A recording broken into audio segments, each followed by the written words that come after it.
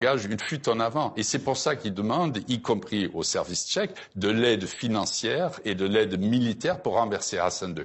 Très important. Et ça, Hassan II l'apprend. Hassan II l'apprend à l'automne 64. Et c'est à ce moment-là, alors que Mehdi Ben Barka est un opposant de longue date, mais c'est au moment où il apprend que Mehdi Ben Barka est un guerrier de la guerre froide et cherche des appuis à l'extérieur pour le renverser, qu'il dit il faut s'en emparer.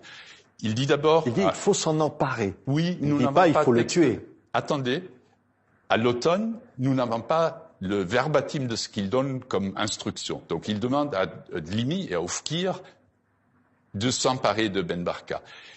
Rien ne se passe et 6 mois plus tard, précisément en mars 65, il y a les émeutes de Casablanca. Et là, il y a une réunion et au sortir de cette réunion, puisqu'ils n'ont toujours pas réussi à enlever Ben Barka, il y a un écrit qui dit, et c'est rédigé en anglais, c'est dans une dépêche du Mossad, les Marocains nous demandent à les aider, ils ont décidé to kill, de tuer Ben Barka, ils ont accepté toutes les conséquences qui peuvent en découler. Donc là, il n'y a plus d'ambiguïté. Oui. Le roi a dit, il faut le tuer. C'est le roi. Vous dites, c'est Hassan II qui a demandé. Il n'y a personne d'autre, tous les Marocains le savent, personne d'autre ne peut décider de la mort de Ben Barka, sinon le roi. Oui. C'est une décision que ni Oufkir ni Dlimi ne peuvent prendre. D'ailleurs, ils disent, c'est sur commande, sur ordre d'eux que nous agissons, et ils demandent au Mossad de les aider. Comme je disais, c'est d'abord un repérage, et par la suite, après les écoutes du sommet de Casablanca, où donc Hassan II a trahi ses invités,